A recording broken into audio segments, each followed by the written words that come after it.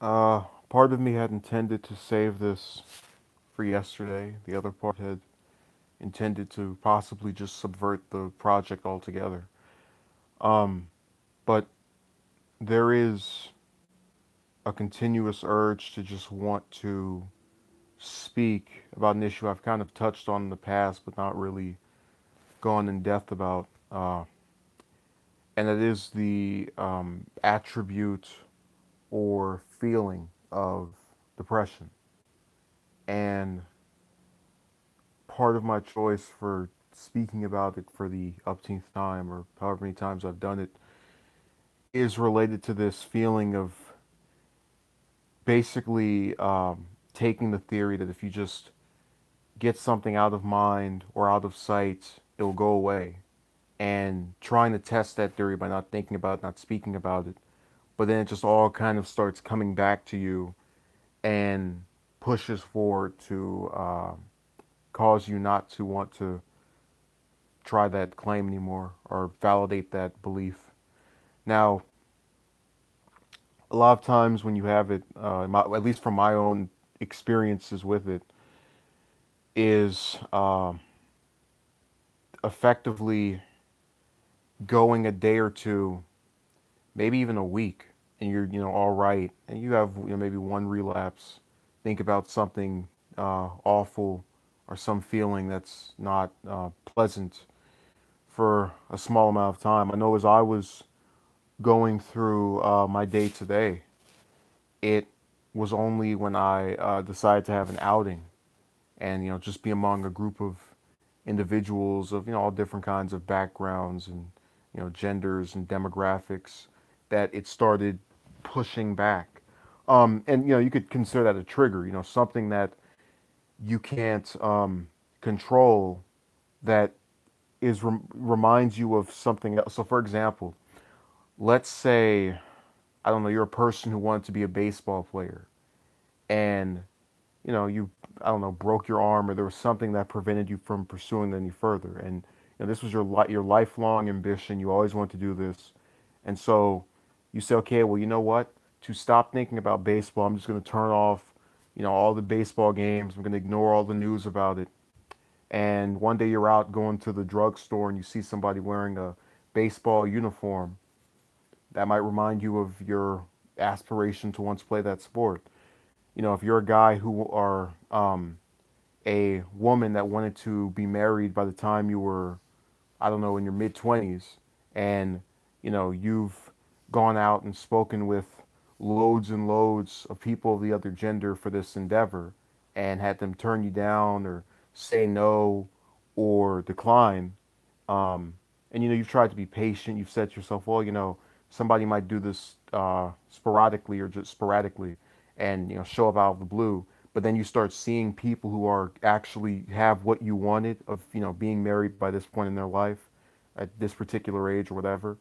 You're going to get that feeling of here I was going out of my way and trying and compromising, giving all everything I had, and I couldn't get the other person to do anything other than see what they wanted and ignore what could be altogether. And as you go through this feeling, whether it's that baseball analogy or the one about someone who wants to get married by a certain age, you start feeling more and more as if it wasn't entirely, at least, your fault. Um, and unfortunately, with a lot of times people, when they discuss being depressed or thinking that they've been wronged by someone or something, there are these individuals, thanks to the digital age, who will take that, seize upon it, and say, "Well, that person, is going to. We need to put them on the watch list. They're planning on doing something to someone." Even if the person says, whatever malice I have toward a person or two, um, I don't think of fatality as being something that would solve it. And you've proven that because some amount of weeks or months or years has gone by without you doing anything in relation to that person or the people with whom you feel have wronged you or done something to you. But you still get this perception that's backed by other people's example that those individuals that see you might think you're destined to follow. Um, so really, what it is that when you have an aspiration that is, and most goals are oriented toward what someone else does. You know, if I say I want to make a movie uh, about the life of, I don't know, William Buckley, and you know, I write the screenplay, and you know, I get all the lines, and I think I've, you know, written something that's, you know, very great or high quality, but the studio says no, we're not going to take you, or you can't find the actors, or if you do find actors, they want some amount of pay that you can't afford to give to them. You're effectively stalled, even though you did everything in your own power and by your own determination to get to that point. So another good another example rather is if, let's say, you say, you know what, I'm tired of sitting at home all day. I'm going to go out and work, and you apply to Burger King, to McDonald's, Foot Locker, to just a wide. You take a whole paper and just write all these stores down, apply to all of them. And in the end, you get no phone calls back from any of them. You get no type of status update on any of these applications. So you say to yourself, well, you know, I did everything I could, but I'm still going to get screwed over by not having the funds to sustain my type of living because the companies are refusing to hire me. And you start thinking, you know, maybe I'm just without luck because, you know, all these companies aren't getting together to have some kind of conspiracy to make sure you don't have a job. Say hello to Euro and to, I think it's Angel, that's how you pronounce it. So you can correct me if I'm incorrect. Now, another problem people will run into that have this, you know, depression, or at least from what I've seen, is that oftentimes it's not one thing that bothers you. You know, you have some college students that are saying, how am I going to pay back all this stuff? And then they're also thinking, you know, how am I going to sort out my relationship with my family or whoever? And, you know, they get to a point where they want to talk about these things, but there's no one to talk about it with that gets it entirely. Or if there is someone to talk about it with, you can only speak with a certain level of restriction or filtering. So basically, let's say you have a problem with your cousin. Your cousin said, you know, you're a scumbag or something, and you and your cousin live together. And you know, you start talking to your best friend. Oh man, I can't believe my cousin did this. But you're also bothered by the fact that you might not be able to afford a place anymore, and you don't want your friend to think, oh, you're so pathetic, and now you're asking for handouts. So, you know, you're going to tell them about this one thing, and they'll think, oh man, I did my effort to make him feel better about what his cousin said, and then he's still thinking about, you know, the thing with the not being able to afford his place. Say hello to Dirk, and thanks to Euro for that comment.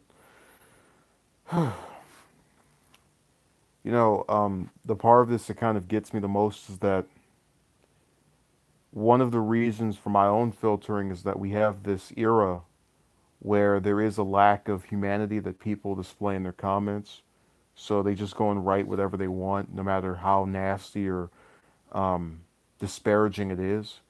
And oftentimes it's to someone they've never met. You know, you've had people that will go online and call somebody, um, you know, a piece of trash over an opinion that they had, who will call for them to be assassinated over having a particular view that they don't agree with.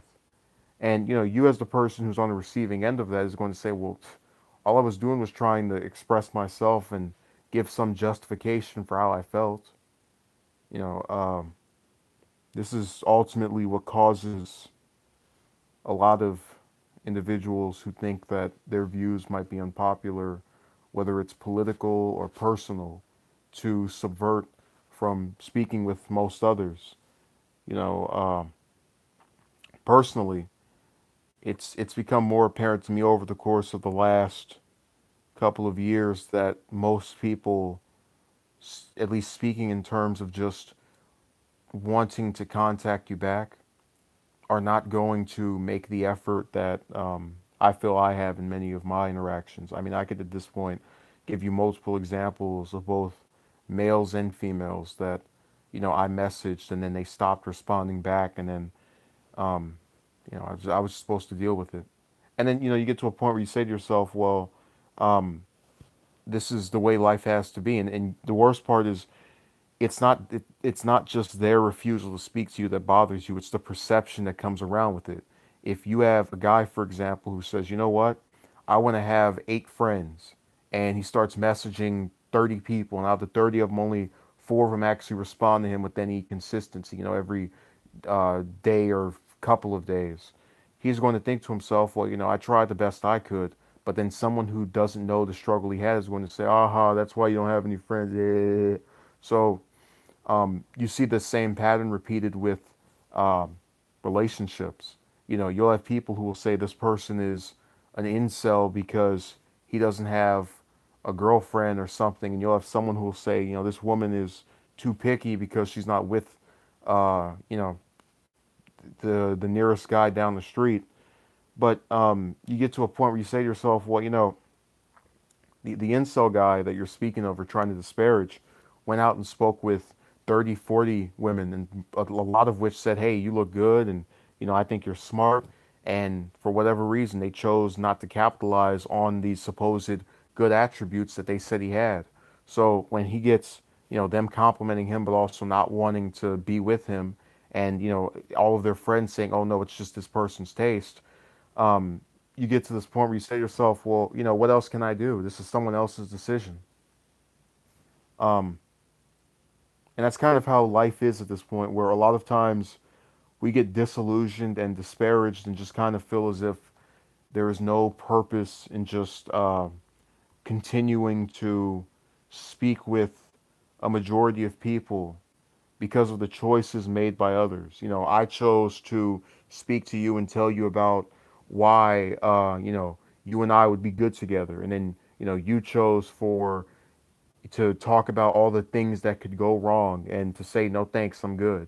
I told you, hey, we should start on this script together. And you told me, oh, no, I don't have enough time, not even bothering to make the attempt to try to do this, to try to make time for something you want to do, knowing that you, like everyone else, only has 24 hours in a day.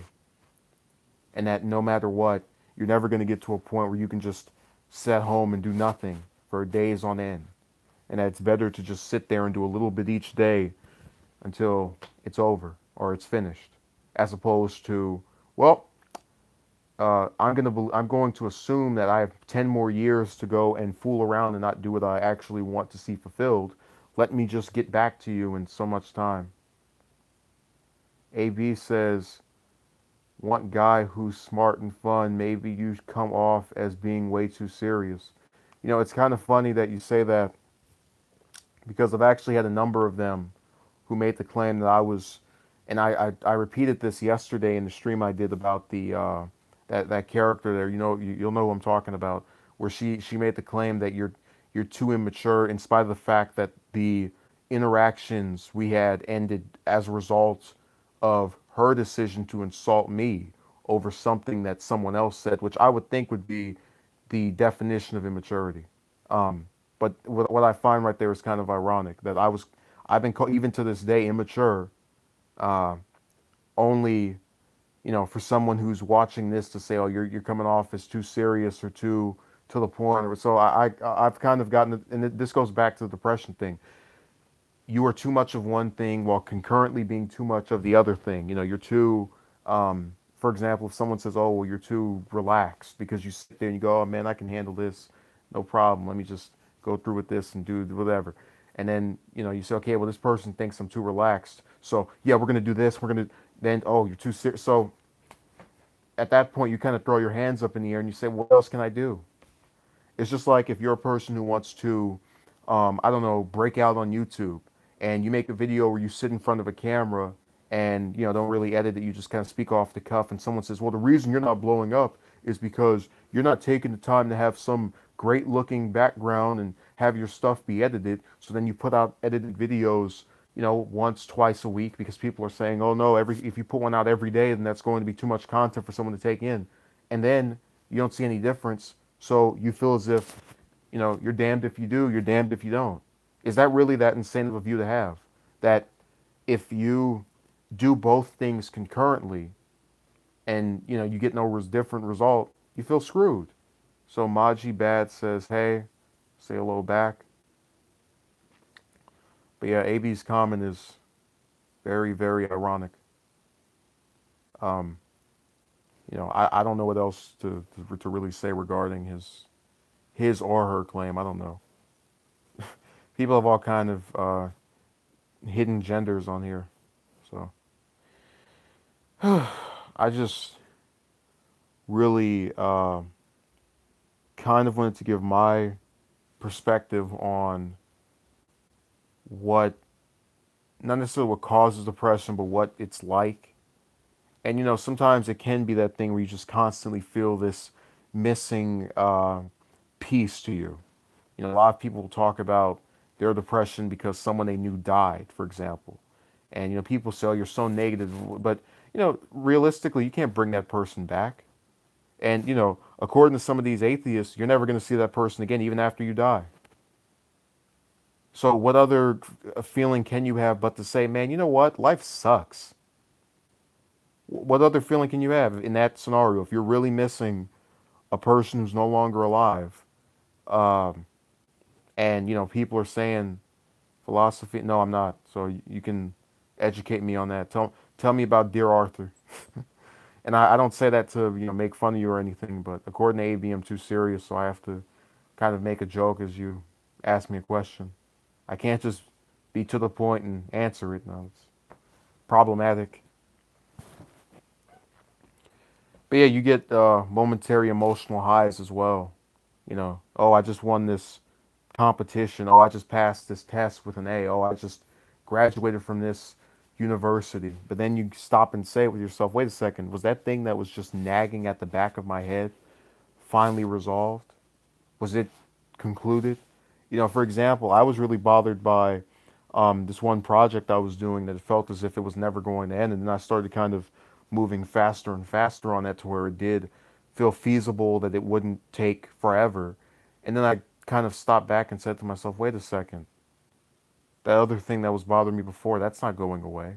And the reason that's not going away is that the people surrounding me who have contributed to that, each in their own small part, of course, are not changing. They're not seeing the error of their ways. They're not thinking, man, maybe, I shouldn't have done this. They don't care. And that's really what another basic component of depression. Most people don't care about how you feel or how you act. If I have let's say, I don't know, go back to the screenplay example, for example. You have an actor who, you know, says, I will only work for 1,000 a month. And you have some director that says, I can only give everyone 900 a month. The actor is going to say, you know what? Even though I'm perfect for this role, even though the guy really wants me to do it, even though, he's willing to agree to all kind of negotiations and terms, I'm out of here. And there goes, the director's dream guy of having the person casted. Now, yeah, he could probably maybe find someone else that might be interested and take the price. But if he sees that same pattern continued where people just keep quitting and quitting and quitting, in spite of the fact he makes all these compromises and negotiations, he's going to get sick of it. Yeah, I'm okay. In my experience, when I try and discuss my depression, people just turned it into a joke. I mean, even as I'm talking about this, I kind of smiled and laughed.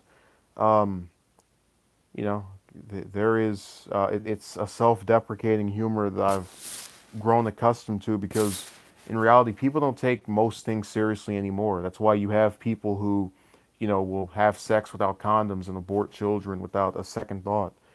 Um, and even if someone says, "Oh, you're trying to turn this into a pro-life argument," no, I'm not. I think you should have the right to it, but I also think you should have the forethought of getting some form of protection, such as a condom or some other, measure. And if you were really worried about, those things not being effective, then you would not have jumped in bed with that person. We don't believe that most of these, various shootings are that serious because we go and make jokes relating to either the perpetrator themselves or various people who we think are like the perpetrator. We don't take most of these car deaths seriously because we don't sit there and talk about the constant vehicular incidents that are happening. So life at this point is a joke. Um, you saw that in many of these campaigns, both local and federal. It kills me to this day that people will sit here for hours a day, right?